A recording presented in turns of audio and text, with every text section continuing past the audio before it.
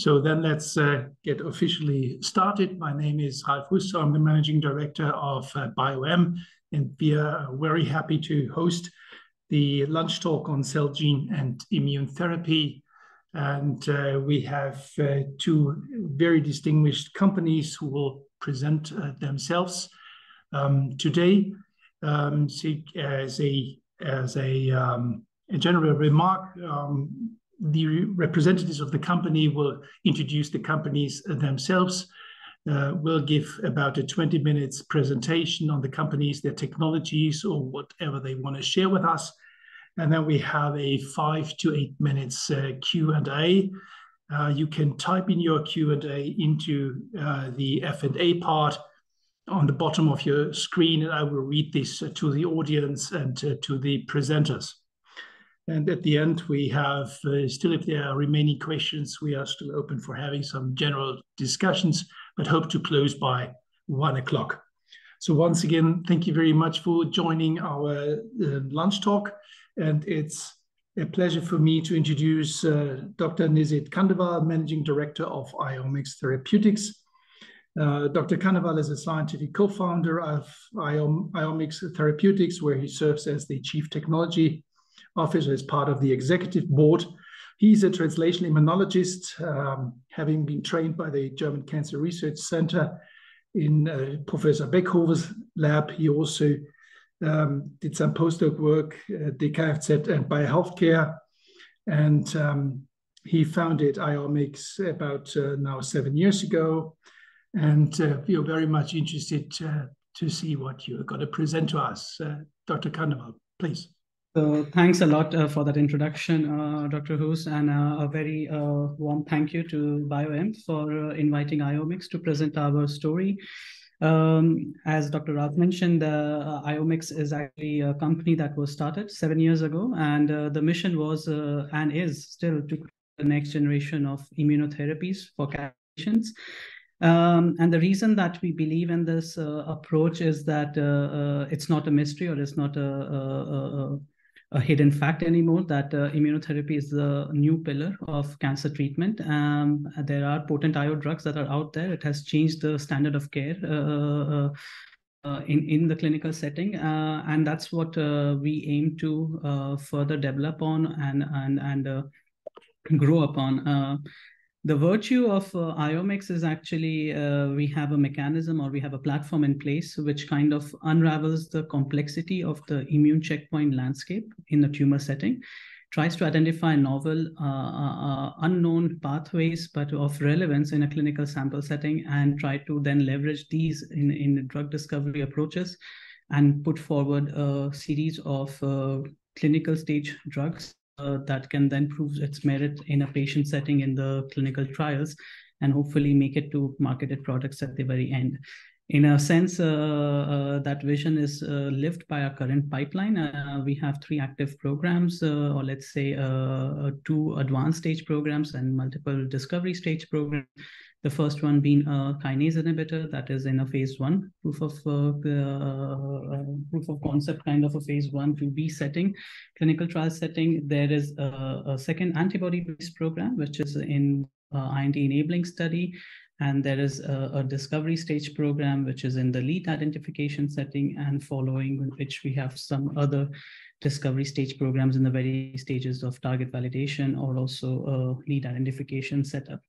We are well funded by being fortunate enough to have attracted quite renowned global venture capital partners to support the IOMIX vision through a Series A, Series B financing.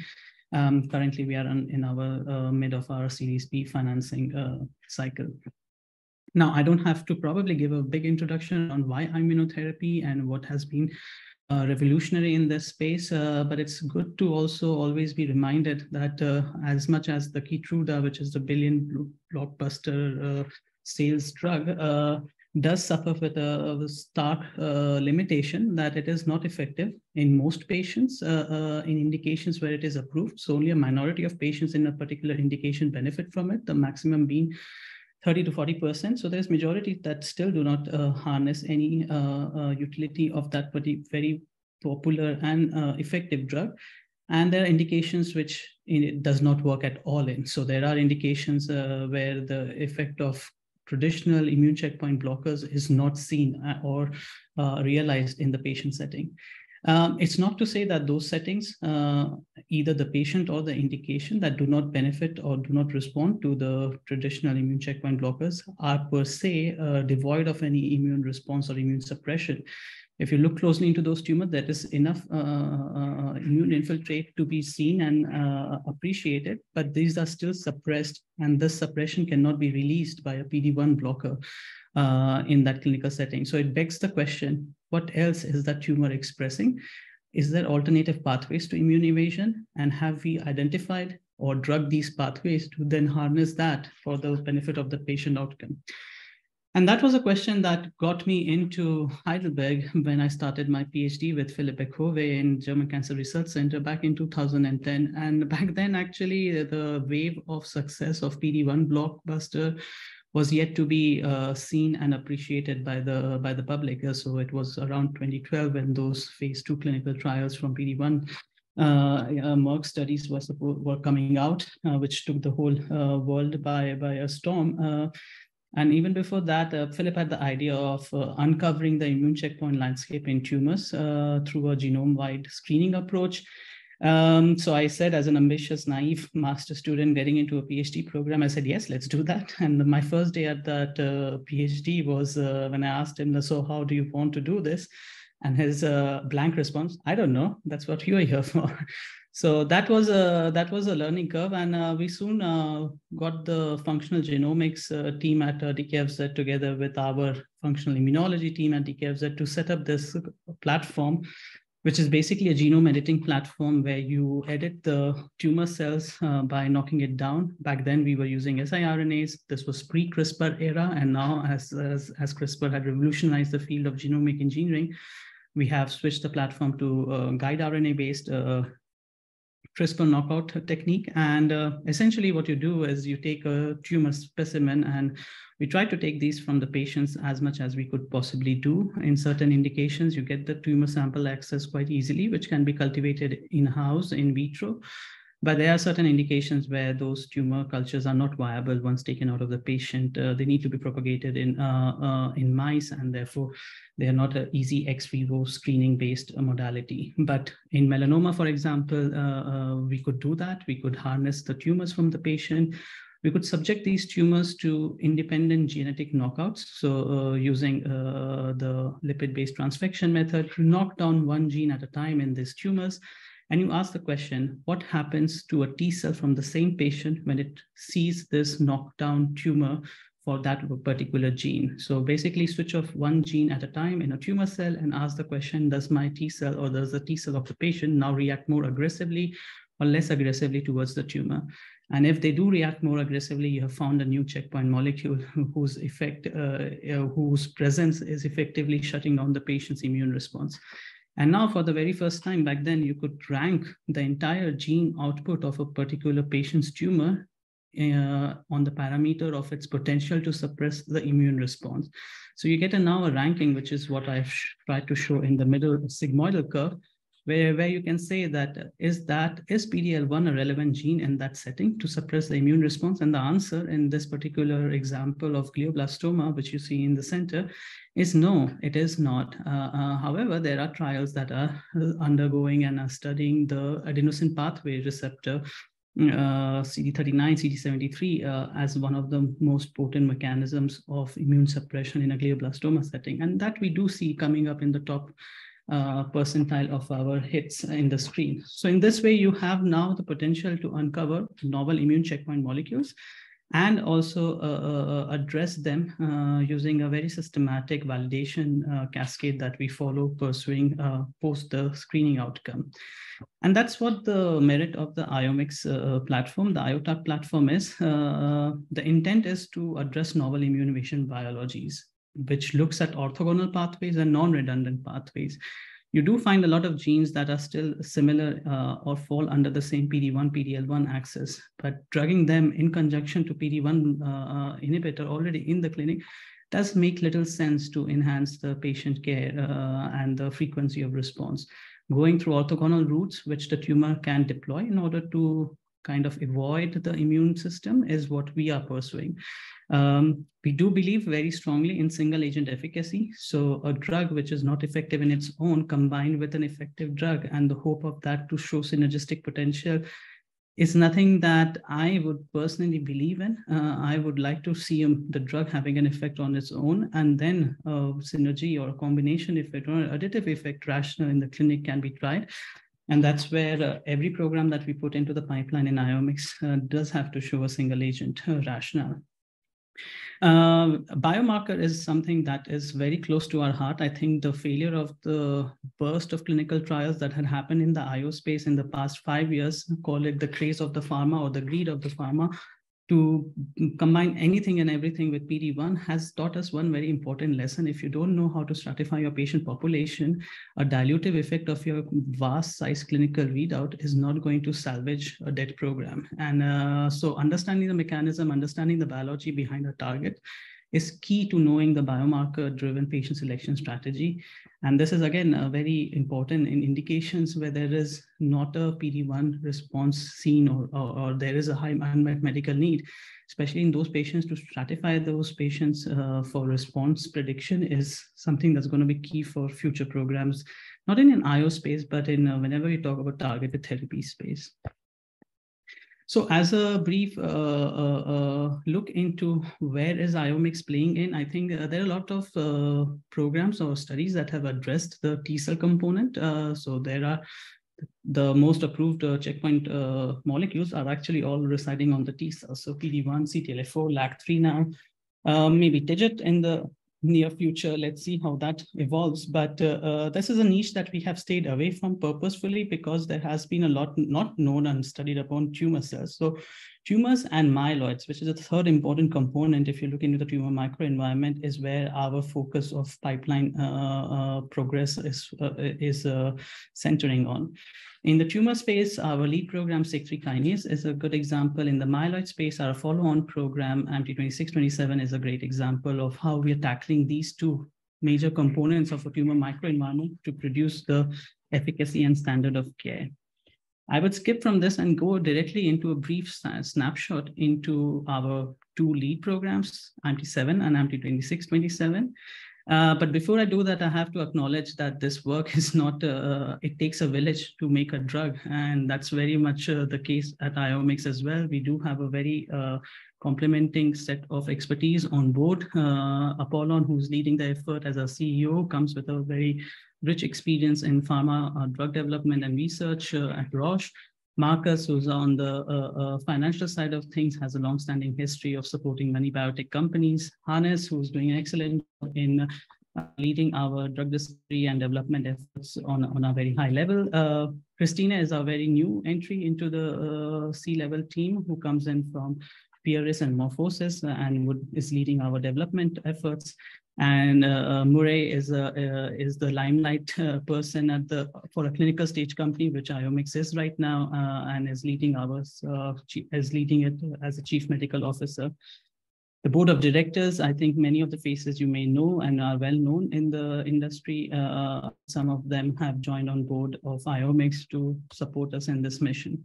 I have to say a special thanks to our scientific advisory board, Philip, who the scientific co-founder along with me is chairing the SAB. Patrick, who's well-known and prolific as the inventor and the developer of Blincyto, the first bispecific or BiTE molecule, is also a part of our SAB. And Francis brings us the rich expertise in the myeloid biology field. With that, if the time permits, I would like to just share a brief synopsis of SIG3, the lead molecule target, the lead target for our lead program, OMX407. SIG3 is a kinase which has not been appreciated in the function of immuno-oncology up till now. When we found this target back in the time in DKFZ, when we were doing our PhD research, we were quite surprised to find an intracellular kinase regulating a T-cell response. Because usually the assumption was that it would be a cell surface interaction between a tumor that would then lead to shutting down the T-cell responses. When we found SIG3, we dived deeper into the pathway and the mechanism by which SIG3 orchestrates that suppressive effect.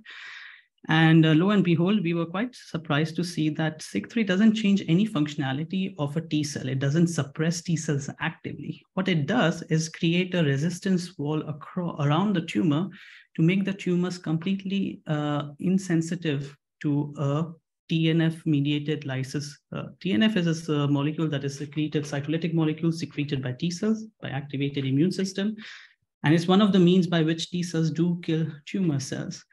But instead of leading to apoptosis upon TNF ligation, what SIG3 does in a tumor setting is channel the TNF pathway to a proliferation and survival. So because it can induce NF-kappa B mediated survival and take the signaling downstream of TNF receptor away from the apoptosis, which is a general route of cell death if you were putting a T cell and a tumor cell together. So very smartly, the tumor has evolved a kinase signaling pathway downstream of TNF receptor, which makes sure that the TNF, which would cause otherwise the death of a tumor, is now used or misused for the proliferation and growth of the tumor. So when we knock down SIG3 or we inhibit SIG3 with OMX407, we can sensitize this tumor completely, 100% eradication of those tumors if now they're put in a TNF-rich setting. We have shown this in vitro assays. We have shown this in vivo assays. These are certain mouse models that we have conducted. Specifically, on the left, you see a mouse model that is completely resistant to PD-1 therapy. So that one is in brown.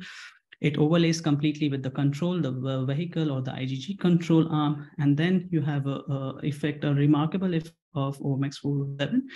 At the dosage that we tried, and it can also synergize with PD-1 therapy, which is the mouse model on the right, where you see a significant effect of PD-1 blockade with the brown curves, but you can add on to that with an OMX407 molecule. So for us, the right one, the left one is a more interesting example because these are the patients that are currently unmet by a PD-1 blocker, and there you see a response of the OMX407 molecule. And this is the basis of our gene signature-based prediction biomarker hypothesis. We are looking at these two settings on the left, on the right. We're also looking at settings where OMX407 is completely ineffective because it's not a panacea, it's not a one-word cure-all. It does have a differential activity profile, and trying to understand what makes tumors sensitive or insensitive to OMX407 therapy. Doing a differential genomics, proteomics analysis between a good number of samples on either side of this axis, response or non-response, and then deriving a biomarker hypothesis, which we are going to apply and are applying in the clinical setting as we speak today. So that brings me to the clinical development strategy. The monotherapy the monotherapy arm is active in the clinic, so we are rapidly going under dose escalation and dose finding study with OMX407 in the clinic right now. We are also at the later stage interested in, once we have found the phase 2 recommended dose, to screen and look for indications where there will be synergistic potential or combination potential with standard of care. Not necessarily PD-1. So again, I'm not a big believer that everything needs to be combined with the one thing that is working in most settings. Actually, it's not in most settings, even if you look at it very objectively. So we are going to take rational guided mechanism-based combination study arms within our phase 1-2 setting, phase 1B or 2 setting, and that's the work in progress. The phase 1 is under active enrollment right now. We hope to see some data coming out of it in summer next year, but all I can hope as a first-time drug developer putting the first molecule into the clinic, it could not be a more exciting time for IOMX to be in and to be playing in, not only because immunotherapy has gained such an importance, but also a mechanism-guided approach that we are taking hopefully has something to offer to the patient care down the line. I think if I'm not pressed for time, that would be IMT 2627, the second lead program. Just 2 slides on that. This is a differentiated approach in a way that it tackles a very complex immune regulatory receptor on immune cells. So this is a family of receptors where you have 2 members of the family as ones that are suppressing the immune system, but there are other 2 receptors of the same family and which have an immune activating role. And all these 4 receptors share very high conserved homology amongst themselves. Now, the task is to find an antibody that can do the job of neutralizing the left side while retaining activity on the right side. And that's something that our superbly talented protein chemists and in-house have done. They have identified an in-house phage display library antibody that is able to block the binding of receptor 1 and receptor 2, which I said were immunosuppressive, to its respective ligand, while retaining activity on the receptor 3 and 4, which means they are not blocked by this antibody. So this is a best-in-class approach where Iomics antibody has the potential to just tackle the immunosuppressive arm of this receptor complex family and do not interfere with the immune activating arm by the similar or very homologous members of the same family. This we also can elucidate, at least now in the myeloid-based suppression assays, where you actually we differentiate monocytes into macrophages and macrophages to suppressive M2-like macrophages. If throughout this process you have an antibody against IMD2627 added in the culture, what you do see is a remarkable increase in dose-dependent increase in the activity of the T cells. So you add activated T cells to this co-culture. If you have suppressive macrophages, as you can see over here on the CD107 or interferon gamma, they are completely suppressed. There is no secretion. When you have suppressive macrophages without any treatment of the antibody in the co-culture with activated T cells. But as soon as we now add dose-dependently IMD2627, there is a remarkable 10-fold, 20-fold increase in the secretion of interferon gamma, IL-2, or the degranulation marker by the activated T cells that are no longer suppressed by those macrophages. This is a target that resides on myeloid cells, on immune cells, and now we can relieve the pressure or the immune suppression pressure and let the T cells be active and do their job. So that's something that we are in IND enabling studies with IMD2627 lead, and we hope that this takes us through to also a clinical entry in near future. So that's the end of my talk. I'm happy to take questions if there are any. Thank you very much, Dr. Khandelwal, for this excellent presentation and taking us to the world of immuno-oncology and new therapeutic approaches. We all know that a number of drugs have made it to the clinics already, but before I ask my first question, I would like to remind everybody that they can type in their questions into the F&A part at the bottom of your screen, and I'm happy to read it out to everybody and to discuss it. But let me start first. I mean, I'm a pathologist, and just using functional genomics and gene signatures basically shakes my world. Because I still believe in cold and hot tumors and excluded tumors, and also understanding the, let's say, the spatial relationships of immune cells with tumor cells, and also establishing or understanding the communication networks, especially for your second approach, the candidate, the IMT2627, targeting the T cell population or trying to rescue T cell suppression. I think it would be important to understand this. So, am I missing something, or did I ignore the fact that genomics will help everything, or so what's your approach to that? So, and it's a very valid point. I mean, one of the basic caveats of immunotherapy, what it assumes is the patient has a pre-existing immune response within the tumor bed for it to be then relieved, activated by immune checkpoint block at least. And that's something that in principle is our hypothesis for the program 1. This is a target, SIG3 is a kinase target that is intracellularly in the tumor. It requires a TNF-rich environment, because if you then knock out or inhibit SIG3 activity in the tumor, the TNF-rich environment will then produce the desired effect of tumor lysis. So there you need to select patients where you see this kind of preferable or permissive immune microenvironment in order to generate the response that you need. In the second program, as you mentioned, this is actually the IMT26 and IMT27 are two targets that are broadly expressed in the immune system, but more specifically, they are expressed on the myeloid cells in the immune system. The myeloids, I have to say, immunologists are very picky folks. They stick to their cell type, which they have studied and investigated during their early career phase. And I was a T-cell immunologist. I still would call I'm a T-cell immunologist. So myeloids were underappreciated and disregarded by me as well when we were looking into it. But it's amazing that if you cut open a tumor, any tumor setting, you'll have 70 to 75% of the cell types being dominated by the myeloid compartment. And this is in the settings where there will be only 10 or 20% contribution of the infiltrate by the T cell compartment.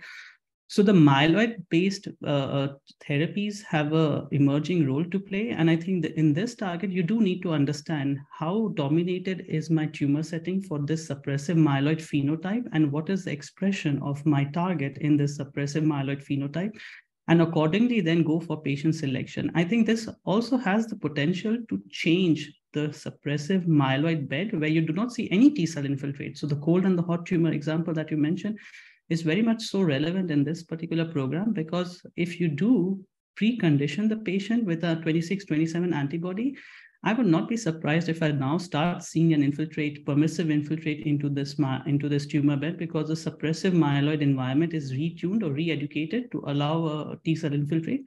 And then going in with a T cell based therapy or checkpoint blocker therapy may synergize very well with that approach.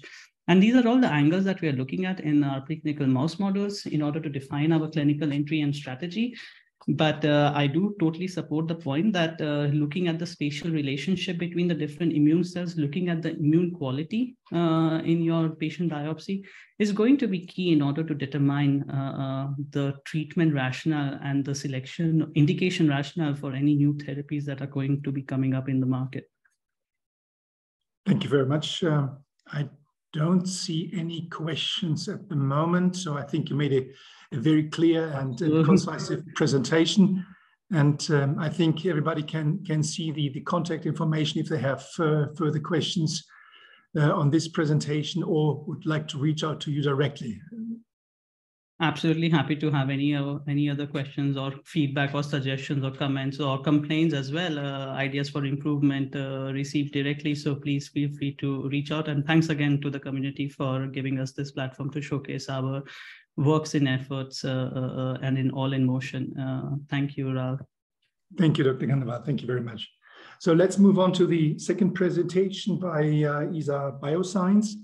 Will be given by two representatives. The first one is Christopher Bräuning, who studied molecular biology and biochemistry. And he worked at the Helmholtz Center with Stefan Stricker and Magdalena Götz for his PhD. And he developed and implemented novel CRISPR tools to further push the boundaries of this technology. And Christopher joined ISAR Bioscience in 2020, and he's now leading the team since 2022. And the second presenter is Tim Ammon, who is also a biologist from Marburg. He did research on ubiquitin-like proteins, pre-mRNA processing and DNA repair with Stefan Jens at the Max Planck Institute for Biochemistry. And then moved on to the Translatum of the Technical University with Mark Schmidt-Suprian, and just learn more about the tumor microenvironment. And I think they both will present their ideas on how to target cancer, or at least present their research. Thank you very much for being with us. Thank you very much. I hear you, yeah. Yeah, thank you very much for this kind introduction. And first of all, we would like to thank the BioM for providing this great interactive platform, bringing these different branches of biotechnology together in this format. And it's a great pleasure to talk about our approach translating stem cell biology into novel therapies and industrial biotechnology solutions. First of all, I would like to give you a brief overview who we are.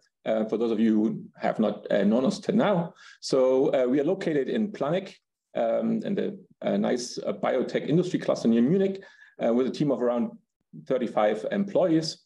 And ISAR Bioscience, as a publicly funded independent research organization, is a translational company developing technologies and new therapies for degenerative and inflammatory diseases. And for this, we work closely with public research institutions, strong academic background, but also companies from the biotechnology and pharmaceutical industries. And we aim for building bridges between these institutions of basic research and industry to create a direct link between research and new therapies and products. In 2017, 2016, the initial concept of ISAR Bioscience was born with a clear vision of a research institute that connects the huge potential of stem cell biology and pluripotent progenitors with translational application and drug development. And over the years, this concept has become quite successful with several rounds of fundings and extensions of research networks, as depicted here. So we can nicely see that we have successfully extended our research fundings over the time, but also our network of academic collaborations and partners grew over time. For example, highlighted here, our partners at the Technical University and the LMU in Munich, but also international academic networks with ISAR. We're always connected, always also with the biotechnology industry and partners to further develop promising new drugs and therapeutic approaches. Maybe as you've seen here already, we have networks, for example, also we're connected to the RNetics, which have been introduced to BioM Lunchtalk already in previous sessions. But our latest addition to the ISAR portfolio is the LNP, highlight this here, the LNP consortium-based lipids as a joint project of leading industry and academia, funded by the Federal Ministry to establish RNA lipids, a nanoparticle pipeline for rapid and efficient development of therapeutic interventions in response to emerging infectious diseases, pandemics, as well as chronic diseases. And looking at the ISAR Bioscience portfolio, the human stem cell platform is, of course, of central importance. But this is not standing alone, but rather in a network of different applications, which gives us the opportunity to generate different cell types, different tissues, to engineer organoids, or to create complex 2D cultures, which are then later tested and assayed in different means. So from our HIPS platform, which is not a single entity, but rather a small library, and this is actually suitable for different scientific questions, depending on the origin. For example, if you start with projects focusing on umbilical cord blood-derived HIPS or fibroblasts, should it be research or GMP quality standard? But we're also generating iPSC lines in-house from different tissue origin. And our HIPS can give rise to various branches of cell types and tissues, immuno-based cell lines, starting from hematopoietic progenitors into different subcell lines, but also neural progenitors and their derivatives, and also cardiomyocytes, which are all running in our differentiation platform here. But also here, this platform doesn't stand alone just for the sake of generating cells, but it's embedded in a network of research and development projects, including interactions with a molecular immunology team, and of course, also tech development for example, our LNP lipid nanoparticle development. But of course, this is also in close collaboration with our industry partners and academic collaborations. And furthermore, although research and development is very important, the regulatory aspect is of similar importance. So we have an excellent GMP and QM team in place that supports us for critical questions and planning for successful projects. Highlighting our network is just depicted in this slide here. With our pluripotent stem cell platform, we successfully established various fruitful collaborations with excellent partners in academia and industry for different aspects, namely in the one case for the drug development, but also for different cell therapies, where we focus, for example, on therapeutic nucleic acids, LNP and antibody treatments in the context of lung disease or neurodegenerative diseases, but also our cell therapy platform, which focuses on cardiac fibrosis and regeneration, and also immune diseases. And this slide should highlight the invaluable use of HIPs, or human pluripotent stem cells, in translational research. As induced pluripotent stem cells are generated from somatic cells of healthy individuals or patients by the reprogramming activity of a cocktail with 4 different transcription factors, which we all probably are familiar with, KLF4, MYC, OCT4, and SOX2. And these are driving somatic cells to pluripotency. And these cells later then are an unlimited resource for various applications in translational research, drug discovery, and cell therapy. And here at ISAR Bioscience, we are exploiting the 2 branches as well. So we use a differentiation platform into specialized cell types for drug discovery, but also for therapeutic cell targeting, using organoid screening approaches to test different drugs and approaches. But as well, we're also using the alternative branch where we use the genome engineering platform to generate genetically altered iPSCs to generate further allogenic cell therapy projects and products. So let's go more into detail, and I would like to start with our therapeutic LNP RNA project. And here, our expertise on this RNA LNP formulation background at ISAR led to the joint project, lead to a joint project. Sorry, of leading industry, academia, and the German Federal Ministry of Economic Affairs and Climate Action. And the aim is to establish RNA lipid nanoparticle pipelines for rapid and efficient development of therapeutic interventions in response to emerging infectious diseases and pandemics, as well as chronic diseases. And as highlighted here, it's a very nice network of leading industry, nicely connected to academic groups, and us in the center coordinating, but also doing research on these different projects. In this Space Lipid Consortium, we have established an iterative workflow for LNP development. So here we focus on the non-viral transfection of modified RNA species into human iPSCs and iPSCs-derived tissue via LNPs. And in this multiple-step workflow, we are aiming to modify and optimize all different constituents of a later LNP. So we are currently investigating modified bases, optimizing target mRNA, modifying bases, leading to a liposome formulation, which is improving transduction efficiency, but also cell type specificity. And then this is later tested on our iPSC-derived screening platform for different cell types, for example, including neurons or immune cells. And this is not a linear, unidirectional road, but rather, constitutive, iterative workflow where we reprocess our information from the transfection and transduction data to optimize and further tailor our synthesis and components for LNP development improvement.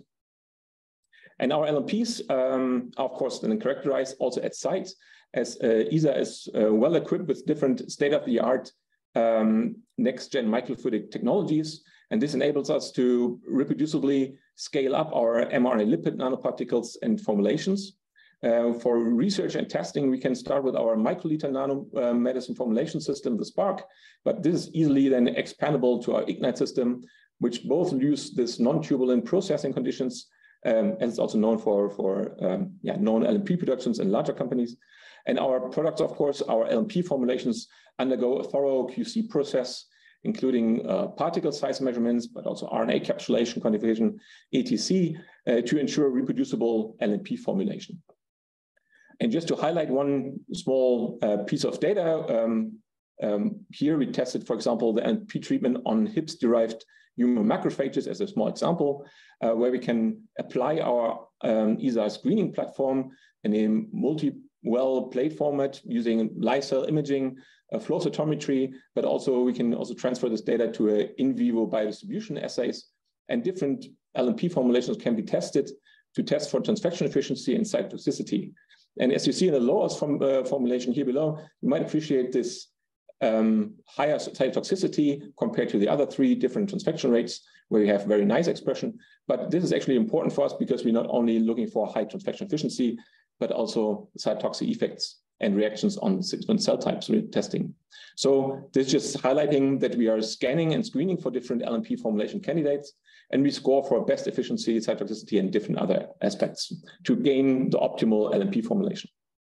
And this is just an overview about our portfolio at ISAR Bioscience, how we characterize the LNPs at site. So we test, of course, different transfection efficiencies and target cell specificity, but we are very keen on also monitoring the cytotoxicity, inflammation, but also cytokine releases.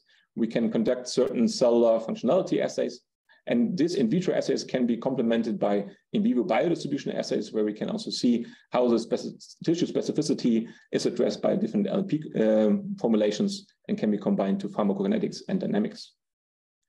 But of course, the LNPs can be powerfully combined with a HIPS platform. But of course, we are not limited to the LNP platform, but we can use the HIPS platform to screen optimized deliveries for certain drug developments. And for this, for example, we also combine our HIPS platform with a disease model approach. For example, here, there's in my opinion, an excellent example for a disease model focusing on neurodegenerative diseases like Alzheimer's, which is characterized by the accumulation of this amyloid plaques or neurofibrillary tangles, which are characterized in this patient material, leading to high cytotoxicity in neurons, a strong reduction on synaptic density and neuroinflammation. And in recent years, data highlighted microglia in this context, and microglia gained a lot of attention as they might be conducting a cytoprotective role in the brain by phagocytosing the A-beta deposits. So at ISAR, we have established a AD disease model, which allows us to monitor the activity of microglia and neuron interactions and their responses after challenge with A-beta species. And as nicely illustrated here in this microscopic image, you might appreciate that the microglia react nicely to A-beta treatment shown below, and the change of morphological features here in the lower panel, where after treatment of A-beta, they display this amoeboid activated morphology upon A-beta treatment. And this can be further adapted to a 2D screening system for compounds that dampen the cytotoxic impact of A-beta. And indeed here, as depicted here, we use a microscopic screening approach, monitoring neutrites and cell viability, of course. And we could identify a promising candidate, a compound that was able to decrease cytotoxicity, as shown here by the loss of neurites or induction of apoptosis here after A-beta treatment. And this compound here was able to decrease the cytotoxic impact on neurons and mitigate the loss of neurites in the in vitro culture. And with this, I would like to hand over to my colleagues talking about the cell therapy approach. Thank you. So as Tim already beautifully described in the end, our stem cell platform does not only provide distinct cell models, but also for drug development, but also aims for the creation of cell therapies. So cell therapy by definition is a therapy in which viable cells are injected, grafted, or implanted into a patient in order to effectuate a medicinal effect. And I think this leaves us with an interesting choice, because the interesting choice you have is in the end the source of these cells. So the one of the most straightforward approaches is here the autologous one. So an autologous approach describes this therapy from a patient as a donor to him or herself. So what you do is you isolate a somatic cell type of interest, you modify it and load it with a cargo to do your deed, and then apply it back to the patient. Additionally, potential HLA matches can in the end be treated with this cell therapy product, which expands the patient pool to a certain extent. But in the end, so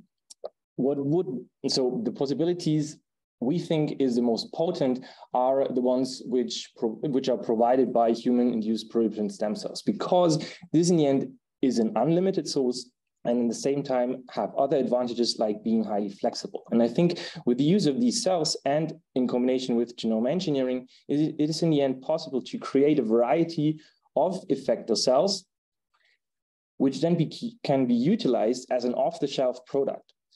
And this in the end to treat large patient cohorts, as these cells in the end will be modified to be hypoimmune. And this means in the end that they have a universal histocompatibility. So these cells show a reduced alloreactivity, so to speak. They do not induce a graft versus host reaction, as they are invisible to the patient's immune system. And this is based on cell culture in the end. So we are able to perform highly complex genome engineerings and load these cells next to those hypoimmune-inducing mutations, as well with chimeric antigen, autoantigen, or other edited T-cell receptors.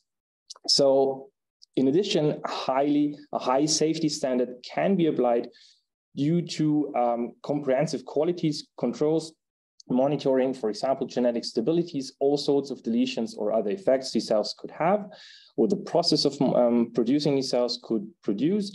And a most prominent advantage is in the end that this highly flexible approach does not only result in cost reduction, but also in a shorter time period from diagnosis in the end to a treatment.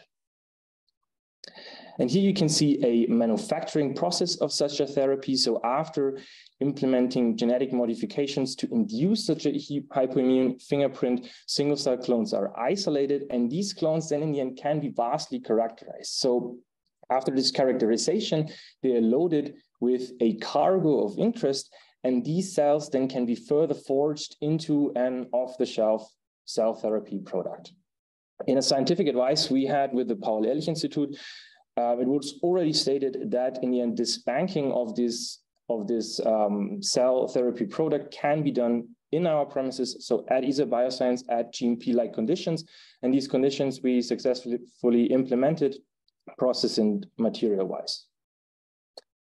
As these used technologies are indeed still quite young and may result in unforeseen incidents, we implemented a strong quality control pipeline to rule out any genomic instabilities which could occur during the manufacturing process. So as you already can see that the CRISPR editing or the genome editing is only a small part in this timeline, because in the end, you want to make sure that the whole manufacturing process does not end up in, for example, trisomies, larger deletions at the target sites, loss of heterozygosity, unwanted induced mutations in the genome, and larger chromosomal abnormalities.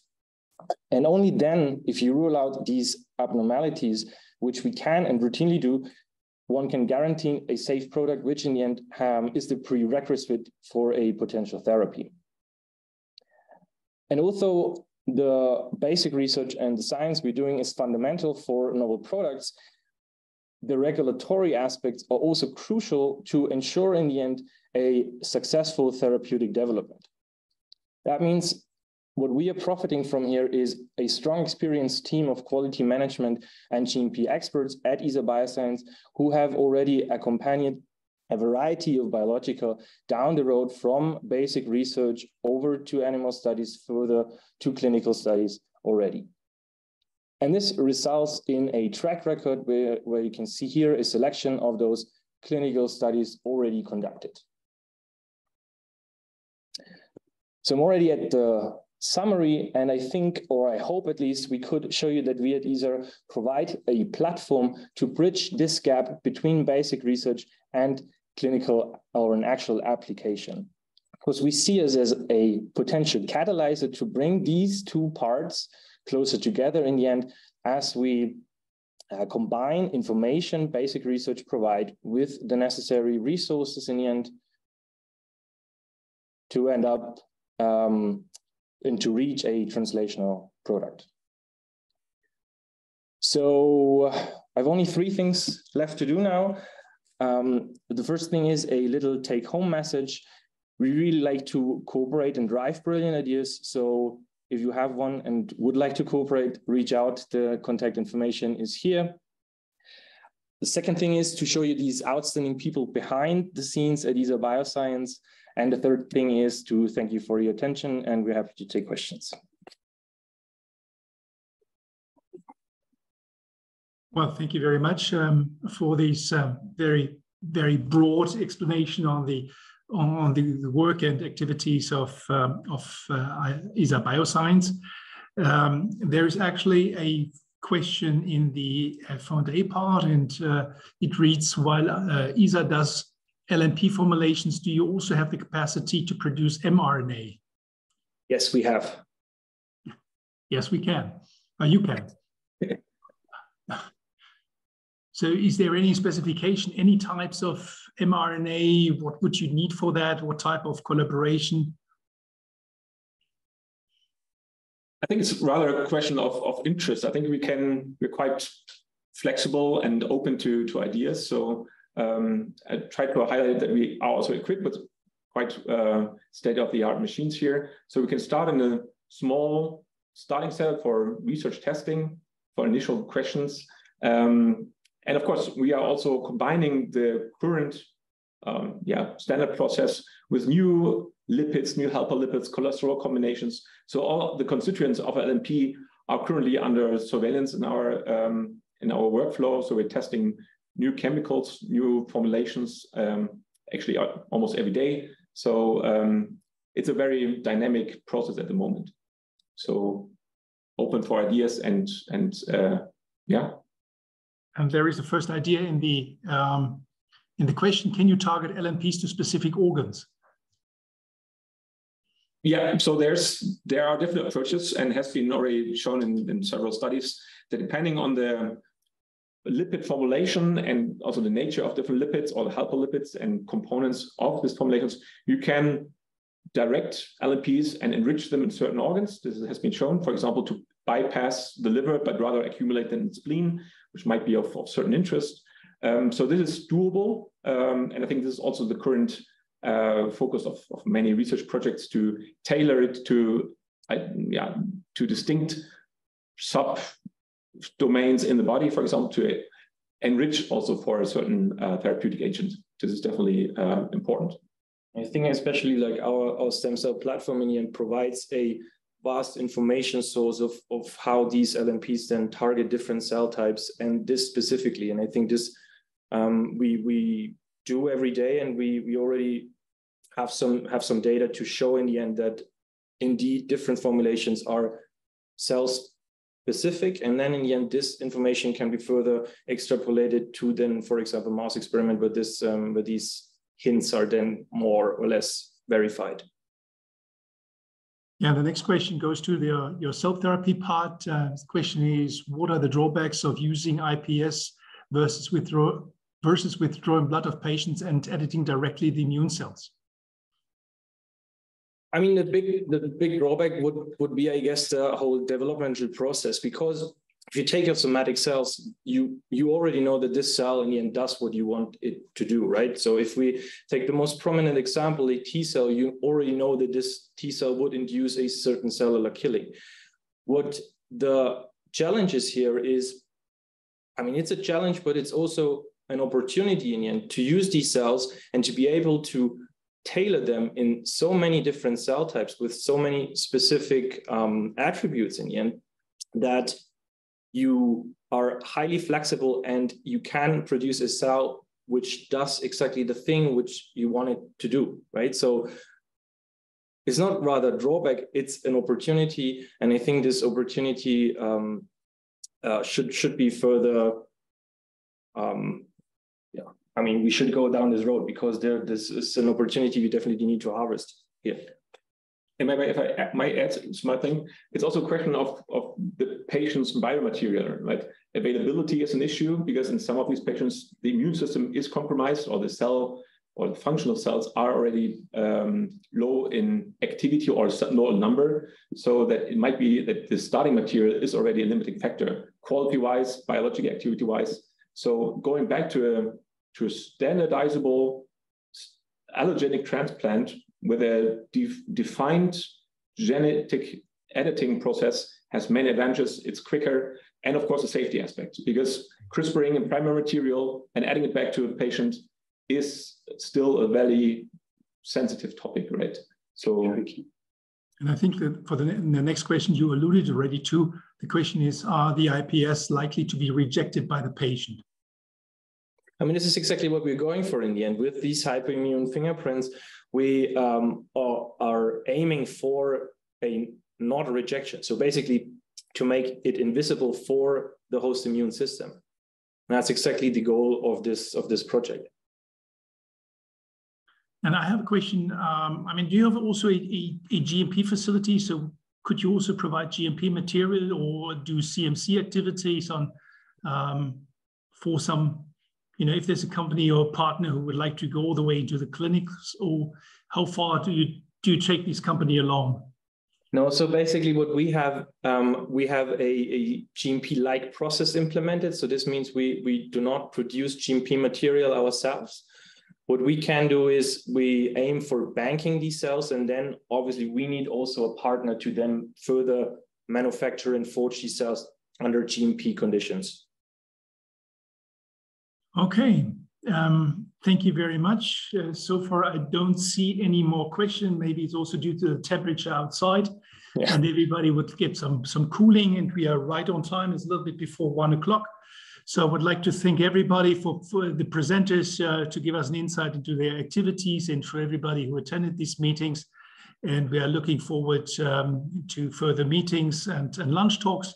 And of course, we are happy to make any connections, and if there is a need for that, but I think everybody knows how to reach each and everybody. So thank you again, and have a great and warm and almost hot afternoon. Thank you very much. Thank you. Thank you very much. Bye-bye. Have a good rest of the day.